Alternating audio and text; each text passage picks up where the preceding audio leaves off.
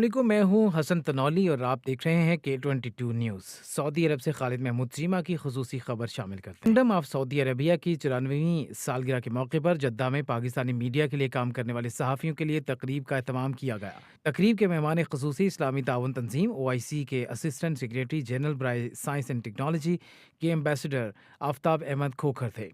तकरीब में सहाफ़ियों की बड़ी तादाद के अलावा प्रेस काउंसलर मोहम्मद इरफान और काउंसलेट के दीगर अफसरान भी शरीक हुए।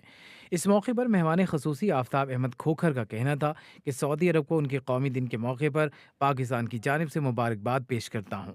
दोनों ममालिक के दरमियान दोस्ताना ताल्लुकात पर हमें फ़ख्र है। हमारे दिलों में सऊदी अरब और उसकी आवाम के लिए बहुत मोहब्बत है। यहाँ की तरक्की में पाकिस्तान की कम्युनिटी का बहुत अहम किरदार है। सऊदी अरब की तरक्की में ये किरदार आइंदा भी जारी रहेगा। तकरीब की निज़ामत करते हुए अमीर मोहम्मद खान ने मेहमानों का शुक्रिया अदा किया, जबकि सहाफ़ी रियाज घुम्मन का कहना था कि तमाम पाकिस्तानी बात पर खुशी का इजहार करते हैं कि हमारा मेज़बान मुल्क सऊदी अरब खादिमुल हरमैन अल शरीफैन और वलीअहद मोहम्मद बिन सलमान की क़यादत में दिन रात तरक्की की तरफ गामज़न है। सहाफ़ी जहांगीर खान ने अपने खिताब में कहा कि जद्दा के सहाफ़ी शुक्रगुजार हैं कि सफ़ीर आफ्ताब खोखर ने तकरीब में शिरकत की।